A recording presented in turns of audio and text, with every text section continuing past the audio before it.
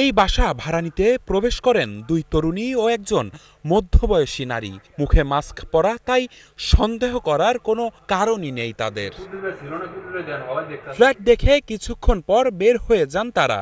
এরপরই ফ্ল্যাটের বাসিন্দারা বুঝতে পারেন খোয়া গেছে 3টি দামি মোবাইল ফোন। বগিটা বইলা গেছে যে এটা যে আমরা আমার বাবাকে নিয়ে আসি, আইসা পরে আমরা কনফার্ম করবো, এরকম একটা কথা বইলা আসছে পরে গেছে। মোটামুটি ভালো একটু নিয়ে আসছি, গেটআপ নিয়ে আসছি।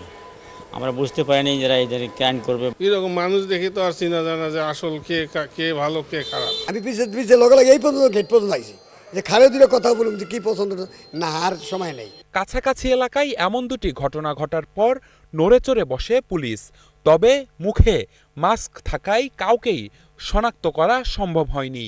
এর মধ্যে 25 সেপ্টেম্বর সবুজবাগ এলাকায় আরেকটি বাসায় ঘটে একই ধরনের চুরির ঘটনা। তবে বের হওয়ার আগেই দুই তরুণীকে ধরে ফেলে স্থানীয়রা। সিসিটিভি ফুটেজ দেখে ধানমন্ডি থানা পুলিশ বুঝতে পারে সবুজবাগের দুজনেই ছিলেন ধানমন্ডির চুরিকাণ্ডে।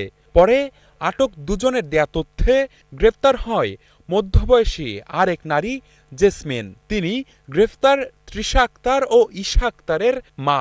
জেসমিন, তৃষা ও ঈশার এই পারিবারিক চোরচক্র আর কোন কোন এলাকায় এমন ঘটনা ঘটিয়েছে তা খতিয়ে দেখছে পুলিশ।